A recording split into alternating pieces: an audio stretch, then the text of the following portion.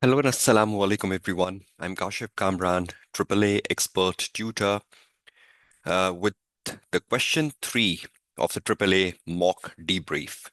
Now, this is the mock debrief, which is going on since last 3 sessions now. This is the fourth and the final one. I've already taken a quick overview of the student weaknesses in the overall mocks I have evaluated, which is around 207 mocks. Then I had a quick scan of the question number one in terms of the issues. Then we had question number two, and finally to the question number three of this pre-December 2025 AAA mock published by ACCA. Let's open up the session and let's look into the exam question. You can see the question number three right in front of your screen now on the ACCA practice platform for this pre-December 2025 mock.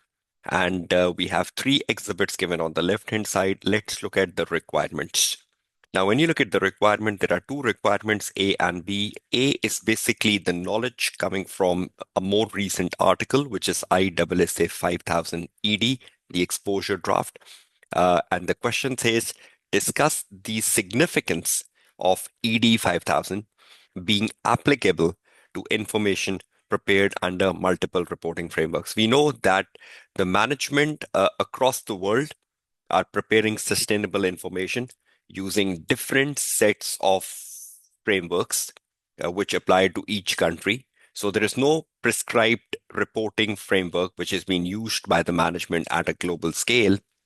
The question asks you, discuss the significance of ED 5000 being applicable to the information prepared under multiple reporting frameworks. So how does ED 5000 applies to all the sustainability information, whether that sustainability information is in Australia, is in New Zealand, is in Europe, is it in Pakistan, is it in UAE, wherever. So whichever part of the country, whichever frameworks are being used in to prepare that sustainability information, how does ED 5000 blends with all of them? Now, that's quite an important point, and because that was discussed in the Examiner article, a whole paragraph was given in that how do ED 5000 works with multiple frameworks. So anyone who has read the article will be able to write an answer for this. Then there is a word and, which mostly student in the exam pressure overlook, and the importance of being a profession agnostic. So for 5 marks, we're not just writing upon the multiple frameworks and the significance of how ED 5000 blends with multiple reporting frameworks, but we're also writing importance, not the definition, the importance of profession agnostic. And we have 5 marks. So you can give 3 marks to the multiple reporting frameworks. You can give 2 marks to the profession agnostic. And it says you're not required to refer to any exhibit. So this is a knowledge question. So no exhibits would help you. It's just your knowledge from the article. So any student who has read the article will do it. Now, I always encourage students to read article, particularly the new ones around your exam settings, just like we have audit of less complex entities for the December 25 exam. So any student who has not yet read it and you get a 5 to 7 marks question on audit of less complex entities, that you are calling yourself into a disastrous phase. So even this ED 5000 is important for December 25 exam. I emphasized in my AAA tips for December 25 that the ED 5000 is important. And there is a question in the mock exam which deposits its importance. Now, I'm not giving you the answer for this because this is the knowledge part. You can just read the article and find the answer. I have put the answer on my presentation for this. I can share that with you. This is the answer I wrote for, sorry, this is the answer I wrote for 5 marks. The para one and the para two is about multiple frameworks, how ED 5000 works with multiple framework. And the para three is about profession agnostic and what is the importance. So I've wrote 3 paragraphs. You can read through this and you will understand this. And obviously read through the article as well. So this is the knowledge part, and I'll be sharing my answer with you for this knowledge part. But the problem which I saw in 207 mocks I evaluated was the problem was either you were not well versed with the knowledge, so you just left it, 0 out of 5. And some student who did this, the average score was 3 out of 5 because it's a 5 marks question So at least you need to have a 5 points in the answer to score 5 marks. So even if you're writing 5 paragraphs, each of 2 sentences, and you go up to 5 paragraphs, that's good enough. You're not making very lengthy paragraphs because this is a knowledge question. So you just want to wrap up the whole 5 marks question within just 8 to 10 sentences. But you need to do justice to that. The problem was the B requirement. Even though this B requirement and the exhibit of the B requirement is a copy paste from the December 13 paper, the question number 2, the Baltimore Company question on due diligence. Now, any student who has done the revision kit, who has done the past papers, or who has taken my classes, because in my classes, when I do the due diligence topic, I have done that Baltimore question because that was such a big question and such a good question to guide students about due diligence. So I do that December 13 paper question number 2 as a guidance question on due diligence because you learn everything out of it. So my students who were well versed with Baltimore, who has done the Baltimore question from December 13 paper, were very good in attempting this B requirement of the mock. But students did generally struggled. That means they were not well prepared on due diligence or they have not put effort on preparing themselves for due diligence, being an important topic for the December 25 exams. Okay, let's see what was asked for. Using exhibit 1, 2, 3, so all of them, using exhibit 1, 2, 3, identify and explain the matters which you should focus on in your due diligence review. So matters which you should focus on in your due diligence review, and you are basically the auditor who is performing the due diligence on behalf of the buyer. So the buyer wants to buy a company and the buyer has hired you as an auditor and he wants and you being the auditor representing the buyer, what matters would you be focusing on in your due diligence review of a seller? But the matters will be focused from a buyer perspective. So you are conducting a due diligence of a seller, you are the auditor of the buyer, and you need to evaluate the matters from a buyer perspective. Not just that, again, there is a word and, which students overlook in exam, and recommend the additional information which you would need to perform your work. What additional information would you be needing to perform your work? Now, if you've seen the past papers for due diligence, whenever they have come in, they do ask you matters, they do ask you additional information, and they do even ask you specific inquiries. Now, if you have done 3 to 4 past papers on due diligence, you know exactly that the due diligence question is focused on additional information, specific inquiries, and the matters you should focus on. But if you were not prepared, this question would have been a nightmare for you. 15 marks we have, and we have to refer to all 3 exhibits. So we copy this requirement, Control C, we'll bring it to our word processor, Control V, and we'll close the requirements and we'll just focus on the 3 exhibits. We have to break our answer into 2 parts. One part of the answer is matters to focus on, and the second part of the answer is additional information. What additional information we will be needing? Additional information is written like bullets, just like you write procedures, actions, evidences. We'll write them in bullets, 1, 2, 3, 4, 5. So you have 15 marks, sorry. So of those 15 marks, now you can write 7 to 8 additional information and you can consume the remaining marks on matters. So every matter will be worth 1 mark. Every information will be worth 1 mark. So it's up to you how you get to 15. 8 matters, 7 information, 10 matters, 5 information, but you cannot leave anything 0. Okay, let's see the exhibits. You are a manager in Merida and Company, a firm of chartered certified accountant which offers range of assurance and accountancy service. Your firm has been approached to provide assurance to Ariel Diagnostic, Ariel Company, a company which is not an audit client of your firm on a potential acquisition. So Ariel Company has approached you and Ariel Company wants you to perform due diligence on their behalf on a potential acquisition. Now, that means Ariel Company wants to buy a company. They want to acquire a company. And before acquiring, they want to perform a due diligence so that they get a better information about the seller. And on that basis, they can decide at what price to buy it, whether to buy it, so on and so forth. They can take a very sound decision. Now, you are the auditor from Merida, and you need to help Ariel by performing a due diligence of the acquisition of the company you're acquiring. So we have three exhibits on the left. One is the summary of the request from Zeus Palace, Ariel CEO. So Ariel CEO is approaching you with a request to perform a due diligence of the potential acquisition.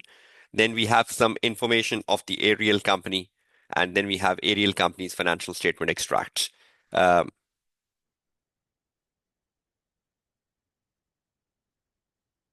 Okay, sorry. I really got it wrong. Ariel company is basically the company you're acquiring. So Ariel company is basically the company we are acquiring. It's not basically the buyer, it's basically the seller. So Ariel Diagnostic, a company which is not an audit client of your firm on a potential acquisition. Let's open up and read carefully. Okay, it says the management of Ariel Diagnostic has requested that a due diligence review be conducted on a potential acquisition. You have a conversation with Zeus, which made the following comment. Uh, Sorry, I was right initially. Really sorry for this jumping from here and here. The Ariel company wants is the buyer basically. They are hiring us as an auditor, and they want us to perform a due diligence on an acquisition. The acquisition is basically we have identified Hestia Health Company as the potential acquisition. So I was perfectly right at the first go. Really sorry for that slip of tongue. So Ariel is the buyer. They have approached us as auditors, Merida, and they want us to perform a due diligence of the potential acquisition, which is basically Hestia Health Company. That's the company they want to acquire. So this first exhibit is telling us about what Ariel Company do. I'm just reading it quickly. It says Ariel Company is a medical diagnostic provider specializing in imaging and pathology. In the last few years, the market has changed significantly with most healthcare providers using online services. So the healthcare industry is moving online. That's been a shift. This has led to reduction in profits, and we recognize that we need to diversify our range of services in order to survive. As a result of this, we decided to offer a subscription-based digital health service to customers, and which provide customers to access our full range of services online. So as simple as that, Ariel company now wants to move online because they're feeling threatened because of the change of the industry environment. So the industry environment, the healthcare industry environment is moving online. They want to catch up, and they want to go online as quickly as possible. On investigation, how to set up an online platform, we found that we lack sufficient knowledge to develop it ourselves and to look for another company having a necessary skill. We have identified Hestia as the potential acquisition, so that acquisition will help us go online quickly, and we have approached the bank for a loan which will be used to finance the acquisition if it goes ahead. So we want to go online. We can't do it ourselves. We have taken Hestia as a potential acquisition to go online quickly to survive the competition, and we have already approached the bank for a loan if we go ahead with acquisition. Ariel company has not previously acquired any company, so they don't have much experience on the acquisition. That's why they have hired you as the auditor. So you are the auditor now, and you have to help Ariel with information about Hestia, with matters about Hestia, which Ariel should focus on as part of this acquisition because they've never done acquisition before, and they want you to help them. So that's the first exhibit telling us that we want to acquire the potential acquisition Hestia, and we've already approached the bank for loan. I think that's the only important information I got from the exhibit number one. I'm copy pasting it over here. So the the target company and the loan, and we have no uh, like We have never previously acquired any company, so we have no knowledge of that. So that's why the auditor would be helping you with all the expertise. And you want to move online, right? That's why you're getting to Hestia. So your purpose is to move online. Uh, you want to take access to our full range of diagnostic services online. So that's what you want to do, basically. That's the reason of acquisition. Okay, we'll close the first exhibit. Now, second. Now, this is Zeus Palace has sent you the following information about Hestia. So this is the information about Hestia company. Now, where I got confused was the mistake in the mock itself. Look at the exhibit 2. Exhibit number 2 says Ariel company information. It is not Ariel company information, it's Hestia company information. So Zeus Palace, who is the CEO of Ariel, has sent you the information about Hestia because you need to perform due diligence on Hestia and you need to perform due diligence on the information of Hestia. So the exhibit number 2 is been wrongly worded. So that's a mistake in the mock. It says Ariel company information. It should have been Hestia company information. And that's where I got confused between the buyer and the seller, though I was initially right that Ariel is the buyer and they have a potential acquisition. So there's a mistake. The exhibit number 2 title is wrong. It's not Ariel company, it's Hestia company. Okay, now see this all information here is Hestia. All information here is Hestia, but I don't know why they use the word Ariel. Ariel wants to acquire, that's an exhibit number 1. Now they've given us information about Hestia. Now let's see what matters we should focus on from a buyer perspective. So whenever you are conducting a due diligence review and you're focusing on the matters, you need to focus on these matters from a buyer perspective, right? So you are a buyer auditor and you are looking at the Hestia matters from a buyer perspective, which will be of interest to Ariel before they buy this company. Okay, let's start. Hestia was established 4 years ago by two university graduates, Diana and Adam, who secured funds from a venture capitalist company, Apollo, to set up a business. Diana and Adam created a new type of digital health platform, which has proven extremely popular, and that's why you're buying it, and led to company growing rapidly and building strong reputation. So that sounds like you're acquiring a good company who is very attractive, who has a good market standing. So that is something which will go in favor of buying this company. So they have two university graduates who put up a digital health platform extremely popular and a good reputation. They contributed to innovate and won awards for this, and both have a minority shareholding. Now, I think the very first thing, as a buyer, as an Ariel company, I'm assuming myself Ariel because I can write a better answer. We are the auditor, and we are looking at this information as an auditor, but we have to keep the buyer in mind. Now,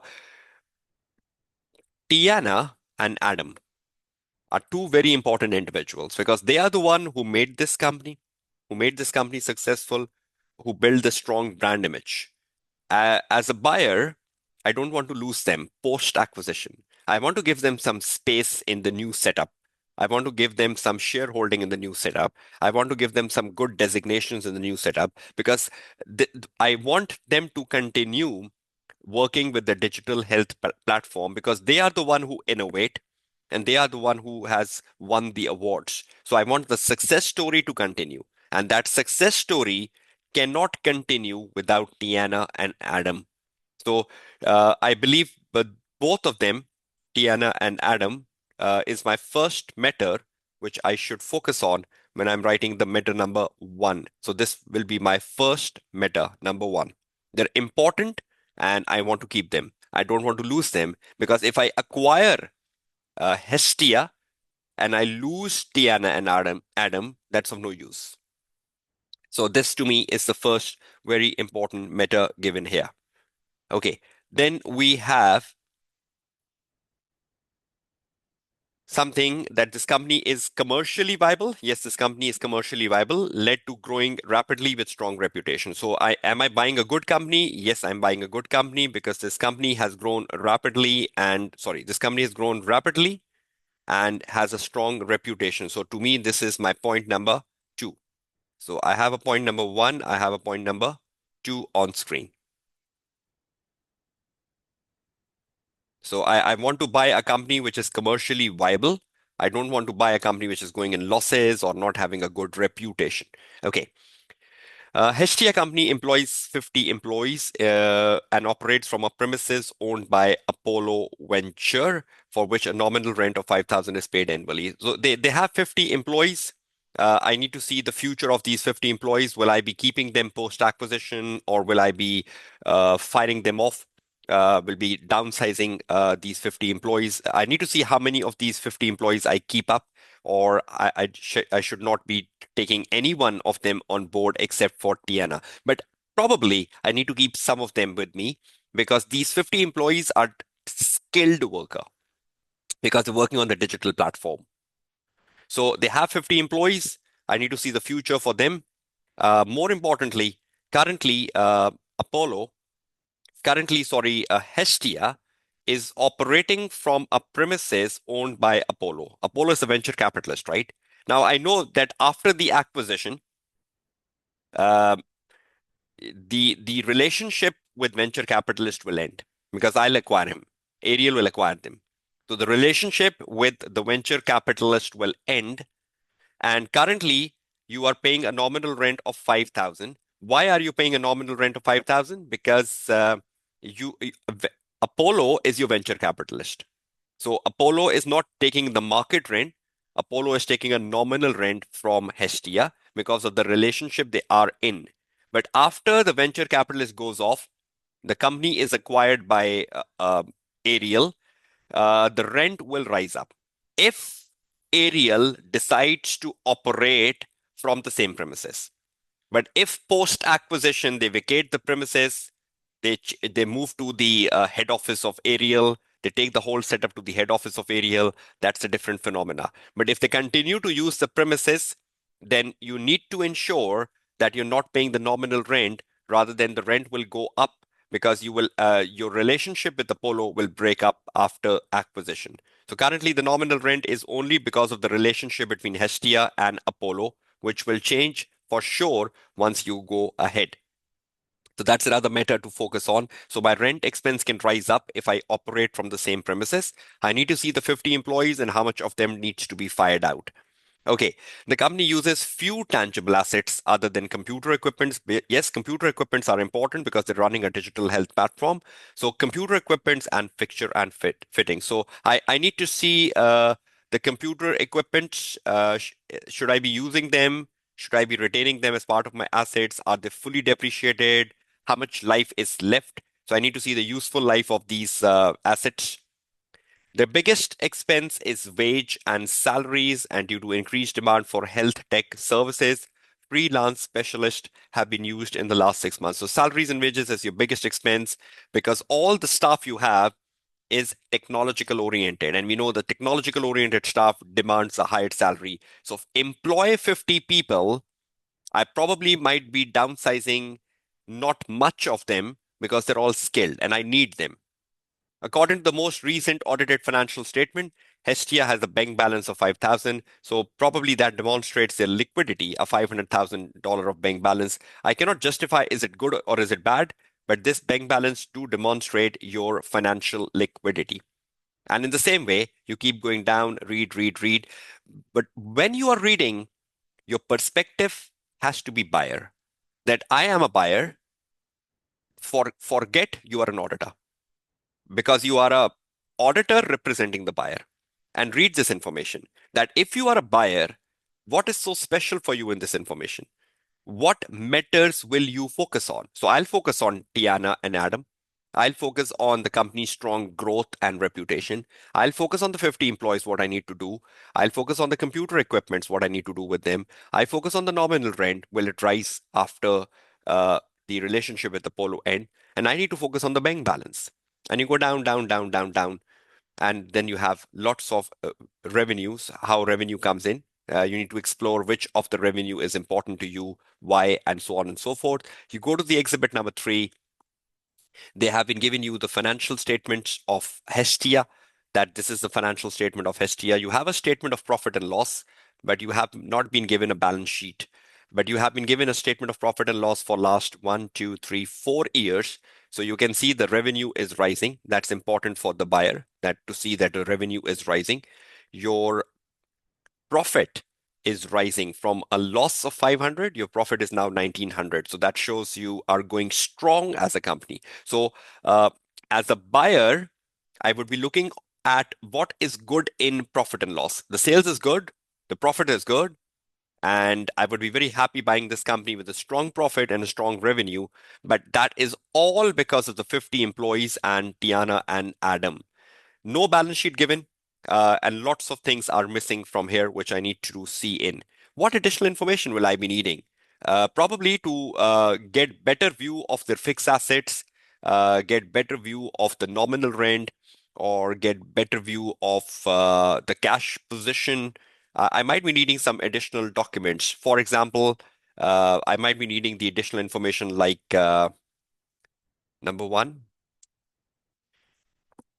I will be needing the fixed asset register to confirm the net book value of the assets, particularly the computer equipments, because I want to see how depreciated the computer equipments are. So this is how you write additional information. No review, no copy. You directly start from the information. So what is the information? Fixed asset register.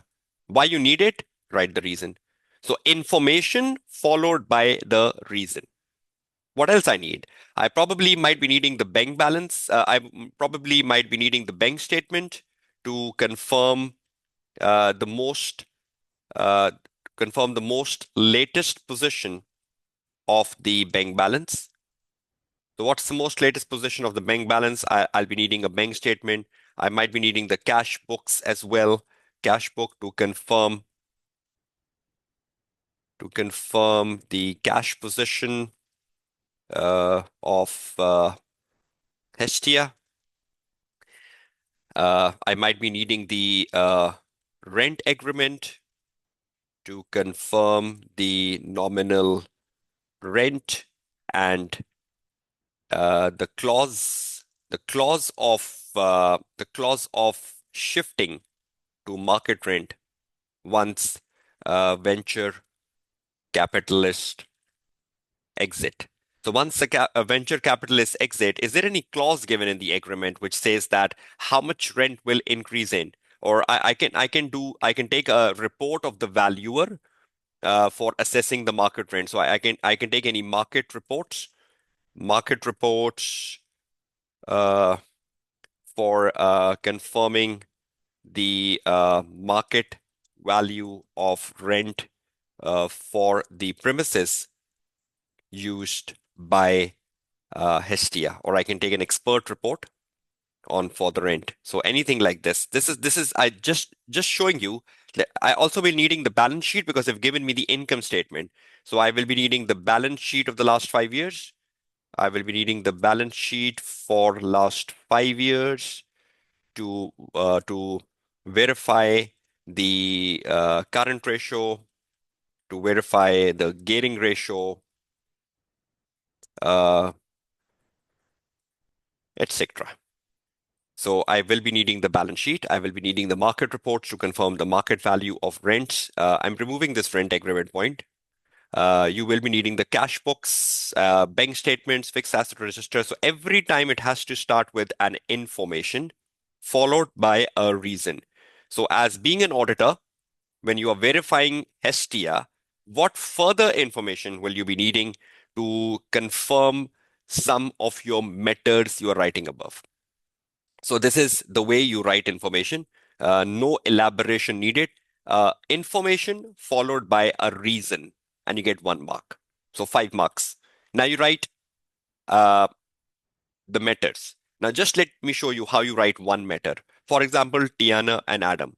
But you're writing the method from a buyer perspective. Why Tiana and Adam is important to Ariel? Tiana and Adam are two very important individuals and the ones who made the company popular and who made the company popular and keep innovating to ensure that the digital platform, to ensure that the digital platform is kept up to date.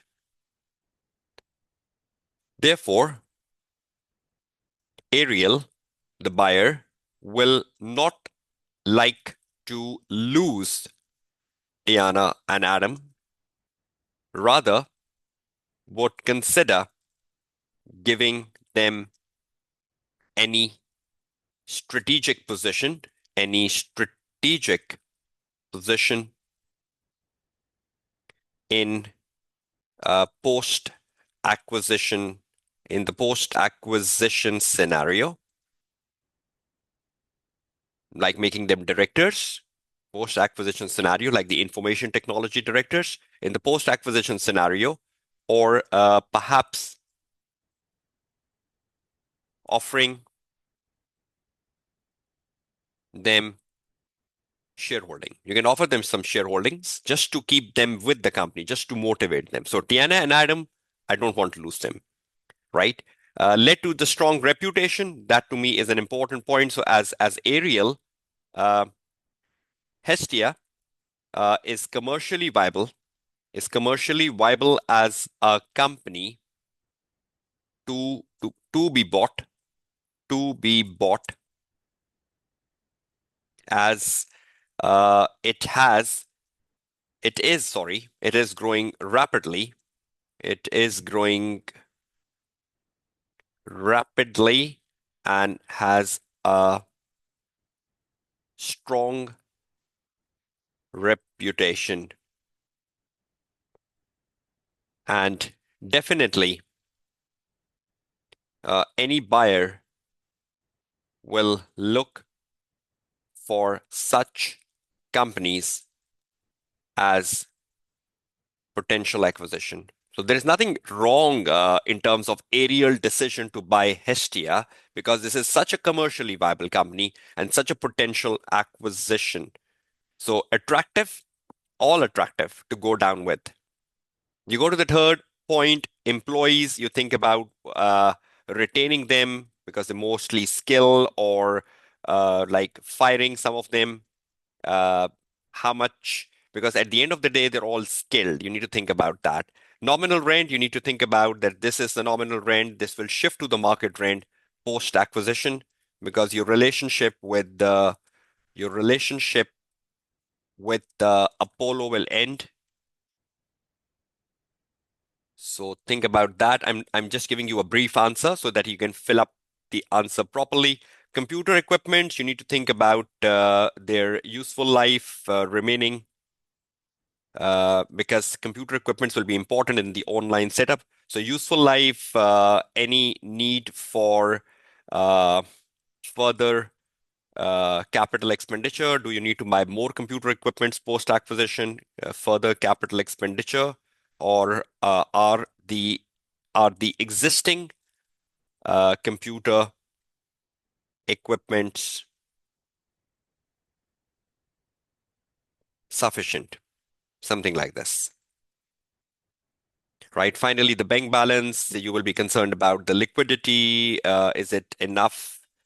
uh, no information given to us to compare it with the past. You need to see the balance sheet, need to see the bank balance over the last 5 years. Is it rising, falling?